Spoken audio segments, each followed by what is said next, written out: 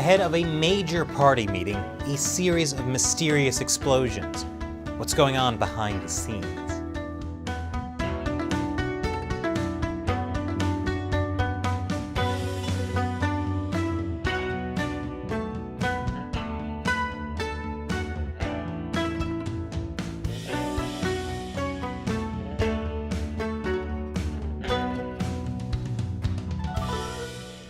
Welcome to China Uncensored, I'm Chris Chappell. Before we begin, in case you haven't heard, we now have China Uncensored merchandise. If you'd like to buy a t-shirt like this, or some of our other great t-shirts and mugs, check out chinauncensored.tv/merchandise. Get some cool stuff and support the show. So, China is kind of a black box. The Chinese Communist Party has total control over the internet and media inside China. It makes getting news out very difficult, especially during politically sensitive events. And China just had a big one. At the beginning of the month, there was a major meeting of top party officials called the 6th Plenum of the 19th Central Committee. I know, it just rolls off the tongue. The party wouldn't want anything to disturb such an important meeting, especially not some explosive news story, especially not some explosive news story, and definitely not 10 of them. And yet, have you heard of this? Blasts in China. You may not have, because Beijing is making sure most media do not report it. It is hiding high-intensity blasts, explosions across the country, at least 10 of them that we can report. All within a week, 10 explosions, 10 bomb blasts in one country in less than a week. Yeah, that's explosive. Made in China has a reputation for bad quality, but even for China, 10 explosions in a week is a little much. Now, it's always hard to confirm stories like this, and there's no evidence yet to suggest that these were anything more than accidents. But rumors are flying, because 10 explosions in a week, right before a major meeting of the Chinese Communist Party? A little suspicious. I'll go through them right after this quick commercial break. Welcome back. Who am I kidding? You didn't see an ad. YouTube often demonetizes videos where we show footage from inside China. Last week's episode about children being sent to the quarantine camps? Demonetized. I think talking about mysterious explosions will likely be treated the same. Except we can't afford to keep making this show at this rate. But you can help us fight YouTube censorship by supporting us on Patreon or Locals. Links to each are in the description below. And yes, I do feel bad making that plug in an episode about explosions in China. It's just that if we can't afford to keep making China Uncensored, that helps the Communist Party cover these stories up. And this is something that shouldn't be covered up. This massive explosion happened here in Shenyang, Liaoning province. According to official figures, 5 people were killed and more than 40 injured. That was on October 21st. This was blamed on a gas leak. The next day, there was an explosion at a chemical plant that killed 4. That happened in Inner Mongolia. Then, there was an entire day without explosions, which was followed by 2 explosions on October 24th. Those blasts happened in Nanjing and Dalian.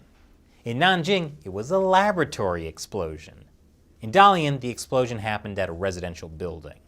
Another explosion struck China the same day. 2 people were killed and 7 others injured in the northeastern city of Dalian on Sunday. That was blamed on a gas leak as well.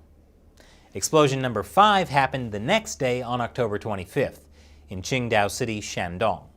The blast happened on a street full of food vendors in the Huangdao district. According to Chinascope, the explosion was outside the Huangdao campus of Shandong University of Science and Technology. So, an explosion at a lab and an explosion at a tech university. Interesting. On October 26th, an explosion happened at a chemical plant in Zibo City, Shandong. Another explosion was at a residential building in Nanchang City, Jiangxi. And finally, 9 fishing boats caught fire in Zhuhai City, Guangdong. The 9th and 10th blasts happened on October 27th. On the 27th of October, another blast rocked Guangdong. Now, we don't know very much about where exactly this happened or how many people were injured or killed, if at all.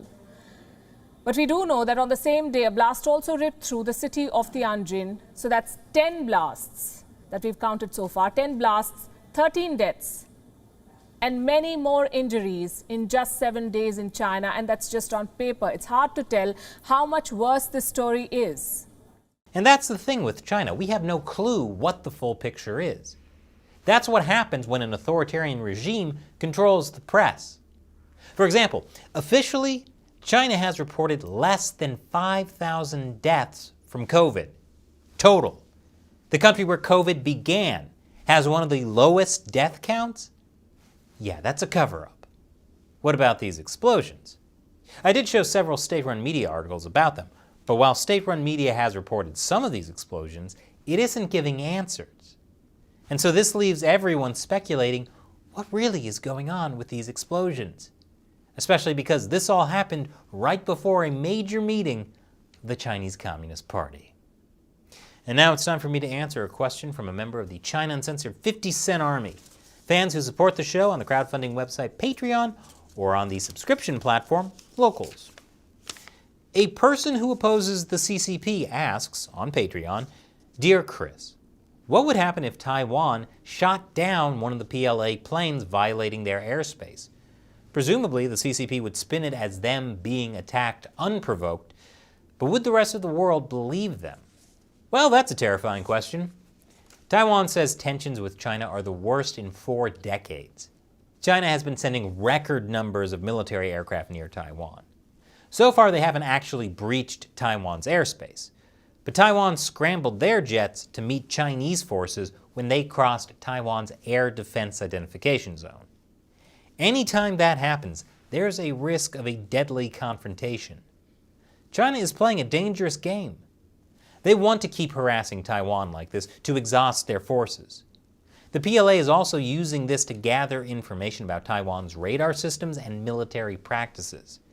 But if Taiwan actually killed a Chinese pilot, very likely there would be an outcry in China and a demand for military aggression. But I don't think the Chinese Communist Party wants to be pressured into a war that would involve the US, Japan, possibly even India and Australia. Right now, China could lose that war. They would prefer not to get into a full conflict until they feel ready. But sooner or later, the Chinese regime will be ready for a war. And if that's not prevented, the whole world would be drawn into the conflict. Thanks for your question and your support. And thank you to everyone who supports China Uncensored on Patreon or Locals.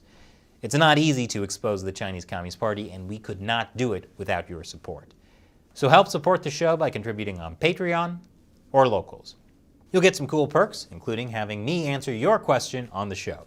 Or you could get some of our new merchandise over at ChinaUncensored.tv/merchandise. Links to everything are in the description below. Once again, I'm Chris Chappell. See you next time.